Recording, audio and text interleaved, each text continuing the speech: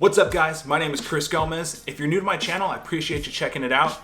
If you're a returning subscriber, thank you so much for the support and being along with me through this journey. With that said, let's get into today's topic, and I want to discuss storytelling outside of a traditional narrative.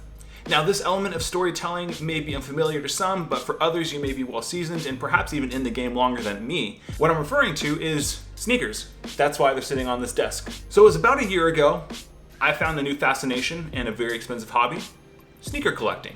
And my first pair was actually a all black pair of Jordan mids. They're great, still have them, but they weren't the pair like that I was like really chasing, really wanted. Referred to as the grail, like the one shoe that I would like give anything to have. And here we are sharing a video and telling a story through them. So if you were unaware, back in 2018, Sony Pictures released an animated version of Spider-Man. It was Spider-Man Into the Spider-Verse. Now, I was kind of like on the MCU kick. Marvel Studios is doing their thing. They're killing it. They can't be touched. But I like Spider-Man. I grew up with him as a character watching the cartoons. And so I enjoy, and I really like Spider-Man. So I checked it out. I was like, I'm going to humor Sony Pictures. It'll be cute, an animated version. This movie is amazing. I cannot tell you how much I enjoyed watching it in the theater, and I wish I could go back to that first time just to re-experience watching it with fresh eyes. But with the release of the movie, Sony Pictures also collaborated with Nike to release an Air Jordan 1 origin story.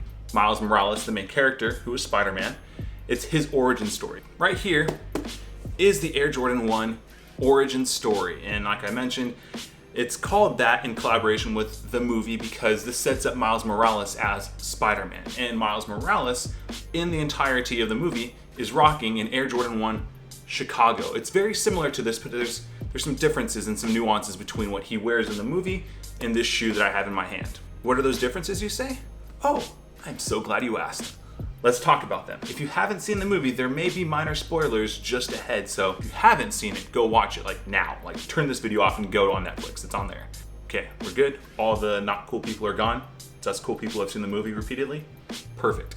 The first major difference between the shoe Miles wears and the one I have in my hand is this icy blue bottom. Now this icy blue bottom is a nod to Miles' ability to turn invisible. Now that is an ability that is unique to Miles. Not every other Spider-Man in the Spider-Verse can do that, and so they put that in the sole of the shoe. So the next detail that I want to talk about that nods to the history of Spider-Man and the movie Into the Spider-Verse is right here on the back heel and across all of the red leather panels, you can see that those reflective 3M dots. Now, those dots do a few things. They nod to the style of animation used in the Sony Pictures Spider-Man Into the Spider-Verse, but those dots, that style of animation, is actually a nod to the Ditko dots that were used in some of the original comic books that were printed back in the day. This was a style used by Stephen Ditko, who did a lot of Doctor Strange comics and some other lesser known characters. There's also similar style dots referred to as Kirby dots in printing. So Kirby dots, Ditko dots, I've heard them both referenced in this detail. However, I think what's more important is noticing and appreciating that Sony took a style of comic book printing and then they incorporated it into their animation.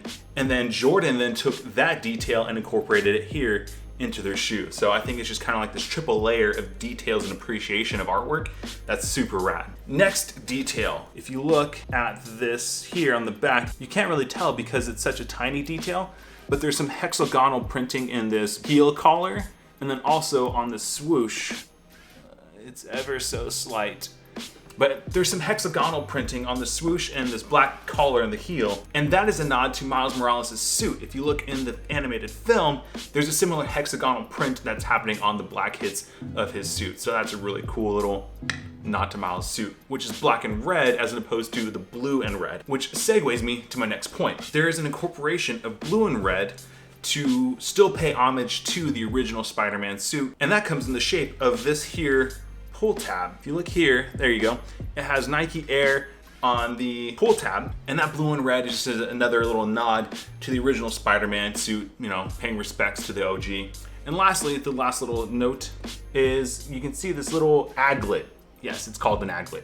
This little aglet is red and it contrasts with the black laces. Again, paying a little nod to Miles Morales in his black and red suit. It deviates from the traditional blue and red Spider-Man suit. And lastly, this insole is blue. Now there used to be red Nike Air on here, like on the pull tag, but it's worn out because I've worn them so much.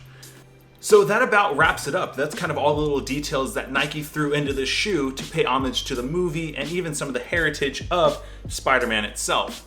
So I pose the challenge to you. You look for other storytelling opportunities that are outside of traditional narrative with the rising action, the climax, the falling action, resolution, and those types of elements. What other forms of storytelling are you familiar with that I may be able to take advantage of and to inspire me to create better content and be a better filmmaker as well? And that's it for today's video, guys. Thank you so much for checking it out. If you learned something new about sneakers or Into the Spider-Verse or the shoe in particular, leave a like down below. I'd really appreciate that.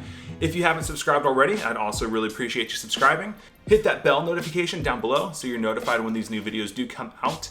I am thinking about doing a sneakers and stories type video series or just ongoing videos that may come out periodically. I have one shoe that I want to do a story on. But if you guys are interested in that sort of thing, let me know and I'll do that as well so you can kind of open up your eyes to stories that people are wearing. Yeah, with that said, thank you so much again. We'll see you guys on the next one. Later.